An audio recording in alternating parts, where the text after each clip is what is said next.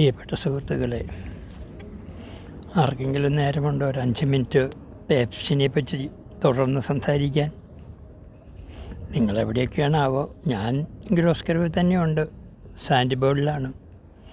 അങ്ങനെ പറയുന്നതിൻ്റെ കാരണം ഈ പുസ്തകപരിചയം വായിക്കുന്ന പലരും ഗ്രോസ്കരവിന് ചുറ്റുപാടുമുള്ളവരാണ്. അതുകൊണ്ട് ഗ്രോസ്കരവിൽ സാൻഡ് ബേർഡ് എന്ന് പറഞ്ഞാൽ മനസ്സിലാകാത്തവർ കുറവാണ്. അതായത് സാൻഡ് എന്ന് വെച്ചാൽ മണലിന് അർത്ഥമുണ്ട്, ബേർഡ് എന്ന് വെച്ചാൽ അർത്ഥം എന്താണെന്ന് ഞാൻ ഡിക്ഷണറി നോക്കിയിട്ടില്ല.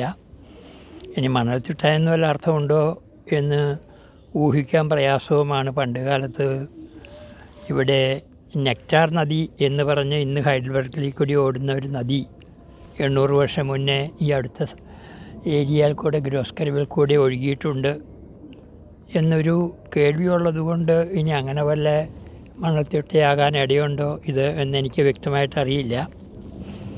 എങ്ങനെയും എന്തുകൊണ്ടാണ് ഞാൻ ഈ അവസരത്തിൽ പരിചയപ്പെടുത്തുന്നതെന്ന് വെച്ചാൽ, ഇംഗിൾഹൈമിലാണല്ലോ കഥ നടക്കുന്നത്. ഞാൻ ഹെസനിലാണ് ഗ്രോസ്കരവ് എന്ന് പറയുന്ന സ്ഥലം. അതായത് കാസൽ തൊട്ട് ഫ്രാങ്ക്ഫർട്ട് കൂടി മൈൻസ് കടന്ന് വീസ്ബാഡൻ വരെ നെടുനീളം നീണ്ടുകിടക്കുന്ന ഹെസൻ ബുണ്ടസ്ലാൻഡ് എന്ന് പറഞ്ഞാൽ ഫെഡറൽ സ്റ്റേറ്റ് എന്നർത്ഥം കൊടുക്കാം. കാരണം ജർമ്മനി എന്നൊരു ഫെഡറേഷൻ പോലെയാണ് 17 സ്റ്റേറ്റുകളുടെ ഒരു ബുണ്ട് അല്ലെങ്കിൽ ഒരു ഫെഡറേഷൻ. അങ്ങനെയുള്ള ഈ ഏരിയ മിക്കവാറും ഗ്രോസ്കരവിൻ്റെ ഒരു ചുറ്റളവ്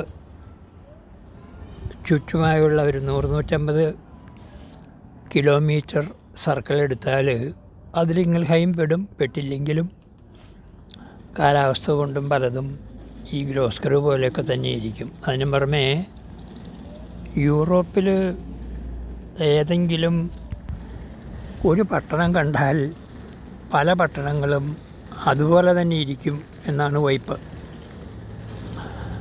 കാരണം ഇന്നത്തെ ഗ്രോസ്കരവിന് പഴയ കാലത്തുണ്ടായിരുന്ന ഗ്രോസ്കരവിൽ നിന്ന് വ്യത്യസ്തമായ ഒരു രൂപം വന്നിരിക്കുന്നു. ഗ്രാമീണതയിൽ നിന്ന് നാഗരികതയിലേക്ക് മാറുമ്പോൾ ഒരുതരം സ്റ്റാൻഡർഡൈസേഷൻ സംഭവിക്കും. അത് ഇവിടെയും സംഭവിച്ചിട്ടുണ്ട്, യൂറോപ്പിലാകമാനം സംഭവിച്ചിട്ടുണ്ട്. ആ കാരണത്താൽ യൂറോപ്പിൽ എവിടെ പോകാൻ ആഗ്രഹിക്കുന്നവർക്കും ഗ്രോസ്കരവിലോ ഫ്രാങ്ക്ഫർട്ടിലോ ഡാംസ്റ്റാട്ടിലോ എവിടെ പോയാലും, ഇനി ബെർലിനിൽ തന്നെ ആയാലും, ആധുനിക കാലത്തെ പല കെട്ടിടങ്ങളും ഒരുപോലെയൊക്കെ തന്നെ ഇരിക്കും. അല്പസ്വല്പം വ്യത്യാസമുണ്ട്. അമ്പരചുംബികളായ കുറേ കെട്ടിടങ്ങൾ ചിലത് കൂടുതൽ കാണും പുതിയ പട്ടണങ്ങളിൽ. ഞാനിന്ന് ഫ്രാങ്ക്ഫർട്ടിൽ പോയിരുന്നു. ഫ്രാങ്ക്ഫർട്ടിൽ നിന്ന് ഒരു മിനിറ്റ് നേരത്തെ വിഷ്വൽസ് എടുക്കാമെന്ന് ഞാൻ മനസ്സിൽ ഉദ്ദേശിച്ചു. പക്ഷേ എനിക്ക് പറ്റിയില്ല. പക്ഷേ അവിടെ പോയാലും ഇവിടെ ആയാലും വ്യത്യാസമൊന്നുമില്ല. നമുക്ക് നമ്മളെപ്പറ്റി അല്പം പരിചയപ്പെട്ടാൽ പലതും എളുപ്പത്തിൽ തിരിയും. ഏത് നാടിനെയും പറ്റി പറയുന്നത് പോലെ ഗ്രോസ്കരവിനെ പറ്റിയും പറയാൻ പറ്റും. ഗ്രോസ്കരവിനെ പറ്റി അല്ലെങ്കിൽ ഏതെങ്കിലും ഒരു സ്ഥലത്തെ പറ്റി വ്യക്തമായി മനസ്സിലായാൽ അതിനെ ചുറ്റിപ്പറ്റിയുള്ള പലതും നമുക്ക് പിടുത്തം കിട്ടും. ഇന്നത്തെ ചില യൂട്യൂബുകളിൽ കാണുന്നത് പോലെ പണ്ടെങ്ങാണ്ടൊരു നാടുണ്ടായിരുന്നു,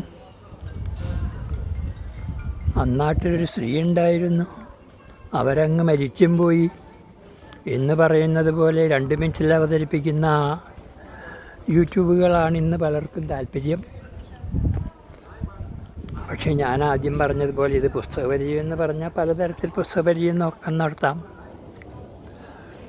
സാൻഡ് ബേർഡിന് ചുറ്റുമുള്ള സ്ഥലങ്ങളാണ് ഞാൻ കാണിച്ചത്.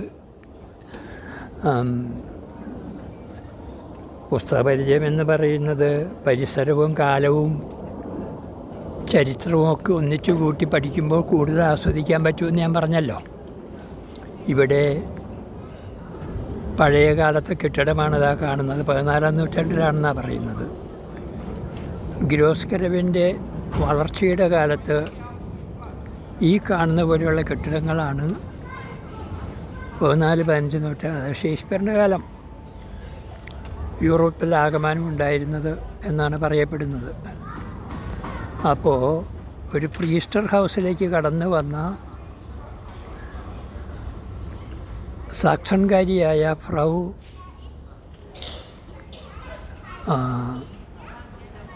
റോട്ടുറൂഡ് കണ്ടുപിട്ടിയ വീട് ഏതാണ്ട് ഇത്തരമൊരു കെട്ടിടമാണെന്ന് മനസ്സിൽ വിചാരിച്ചാൽ 15-ാം നൂറ്റാണ്ടിൽ നിന്ന് കുറച്ചുകൂടി പിറകോട്ട് പോകാൻ നമുക്ക് എളുപ്പം കിട്ടും. മോണുമെൻറ്റുകളായിട്ട് പഴയ കെട്ടിടങ്ങളെ സൂക്ഷിക്കുക എന്നുള്ളത് യൂറോപ്പിലെ ഒരു നടപ്പാണ്. നമ്മുടെ നാട്ടിലെ നടപ്പ് കുറവാണെന്ന് തോന്നുന്നു. ഇപ്പോൾ അത് തുടങ്ങിയിട്ടുണ്ട്. ഞാൻ പ്രത്യേകം എടുത്ത് കാണിക്കുക, ഇതുപോലൊരു കെട്ടിടത്തിലേക്കാണ്, പ്രീസ്റ്റർ ഹൗസിലേക്കാണ്, ഒരു പാർസനേജിലേക്കാണ് ഇംഗൽഹൈമിൽ ഫ്രൗ റോട്ടുറൂഡ് കടുത്ത തണുപ്പിൽ നിന്ന് അകത്തേക്ക് കയറി വന്നത്. ഈ കെട്ടിടത്തിനകത്ത് ചെന്നാൽ അന്ന് അവരെന്തനുഭവിച്ചു എന്ന് ഊഹിക്കുന്നതിന് എളുപ്പം കിട്ടും. ഇവിടെ നിങ്ങൾ കാണും, ഇന്നത്തെ കിർലോസ്കരവിൽ 120ഓളം വിവിധ രാജ്യക്കാർ താമസിക്കുന്നുണ്ട് എന്നാണ് പറയുന്നത്. ഇറ്റാലിയനുണ്ട്, ഫാർ ഈസ്റ്റിലുള്ള വിയറ്റ്നാം പോലുള്ള സ്ഥലങ്ങളിൽ ഇതുണ്ട്, ഫോൾസ് ബാങ്കുണ്ട്. സാൻഡിബോൾ എന്ന് പറഞ്ഞാൽ ആൾക്കാർക്ക് ഒന്നിച്ച് വന്നിരുന്ന് ആസ്വദിക്കാനൊരു സ്ഥലമാണ്. സ്റ്റുഡിയൻ ഗ്രേസ് ഉണ്ട് എന്ന് പറഞ്ഞാൽ ഒന്നിച്ച് വന്നിരുന്ന് നമ്മളിപ്പോൾ പറയുന്നത് പോലെ ഒന്നിച്ചിരുന്ന് സാഹിത്യ വിചിന്തനം ചെയ്യുന്നതിനും അല്ല കുട്ടികളെ പഠിപ്പിക്കുന്നതിനും. പ്രോഫി നാഹ് ഹിൽഫെ ഷുറാലെ എന്ന് പറഞ്ഞാൽ വയോജന വിദ്യാഭ്യാസം വരെ എല്ലാം ഇവിടെ കിട്ടും. ഇവിടെ ഏഷ്യക്കാരുടെ റെസ്റ്റോറൻ്റുണ്ട്, യൂറോപ്യൻസിൻ്റേത് പറയേണ്ട ആവശ്യമില്ലല്ലോ. എൻ്റെ മുന്നിൽ കൂടെ കടന്നു പോകുന്നത് കിർലോസ്കരവിലെ ഏറ്റവും പ്രധാനപ്പെട്ട ഒരു സ്ട്രീറ്റാണ്. അതിൻ്റെ പേരാണ് ഡാംസ്റ്റെറ്റർ സ്ട്രാസെ. ഡാംസ്റ്റെറ്റിലേക്ക് പോകുന്ന ഒരു സ്ട്രീറ്റ് എന്നേ അതിനർത്ഥമുള്ളൂ. പാറക്കടവെന്ന് പേരുള്ള അങ്കമാലി അടുത്തുള്ള ഒരു ചെറിയ കുഗ്രാമത്തിൽ നിന്ന് വരുന്ന എനിക്ക് പാറക്കടവിനെ പറ്റി വിവരിക്കാൻ ഒറ്റ സ്ട്രീറ്റിൻ്റെ പേര് പറയാനേ ഉള്ളൂ. ആ സ്ട്രീറ്റിൻ്റെ പേരിട്ട് ഇല്ലാതാനും. പാറക്കടവ് പാലം മുതൽ പൂവം വരെ പോകുന്ന ഒരു സ്ട്രീറ്റ് എന്ന് പറഞ്ഞാൽ അതിനപ്പുറം പാറക്കടവിനെ പറ്റി ഒരു സ്ട്രീറ്റ് വിവരിക്കാനില്ല. കിർലോസ്കരവിലാവട്ടെ പ്രധാനപ്പെട്ട 2 സ്ട്രീറ്റുകളാണുള്ളത്. ഒന്ന് ഡാംസ്റ്റെറ്റർ സ്ട്രാസെ, ഡാംസ്റ്റെറ്റിലേക്ക് പോകുന്നത്, പിന്നെ ഫ്രാങ്ക്ഫർട്ടർ സ്ട്രാസെ.